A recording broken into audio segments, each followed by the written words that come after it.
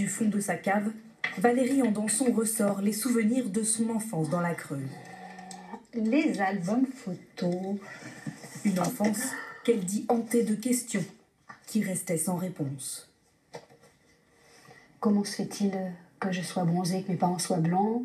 Pourquoi il y a autant de personnes blanches autour de moi? Et ce côté racisme, que je ne supportais plus, quoi. Toutes ces années, entourée de ses parents, elle ignore qu'elle est arrivée de La Réunion à l'âge de 3 ans. Comme elle, dans les années 60, 2150 enfants sont déracinés de leur île vers un avenir que le ministre de l'économie, Michel Debré, leur promet meilleur. Chers compatriotes, je connais, et en métropole on connaît, vos difficultés, vos problèmes.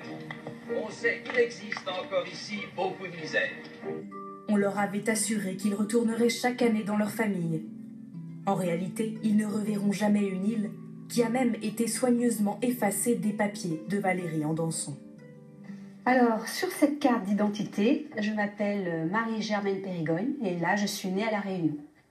Et sur celle-ci, je m'appelle donc Valérie Andanson et je suis née à La Brionne dans la Creuse, c'est-à-dire qu'on m'a changé mon nom, mon prénom et également mon lieu de naissance. À 16 ans, c'est un document trouvé par hasard qui lui apprend son histoire et l'existence de 5 frères et sœurs, tous dans la même ville qu'elle.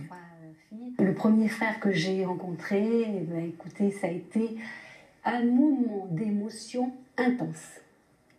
Enfin, ce frère qui était là, qui me ressemblait, il était beau comme tout et je voyais un petit bout de mes origines. En 2014, lorsque l'Assemblée nationale reconnaît enfin la responsabilité de l'État dans ce mensonge, Valérie est présente et rayonnante de bonheur. Quelle belle victoire! Le premier pas vers la reconnaissance. L'État français reconnaît son erreur. Aujourd'hui, devant une commission nationale, ils étaient des dizaines d'enfants de La Réunion à demander réparation. Un statut, l'accès à leur dossier ou des billets d'avion qu'ils n'ont jamais pu s'offrir. Valérie Andanson, elle, veut pouvoir reprendre son nom d'origine.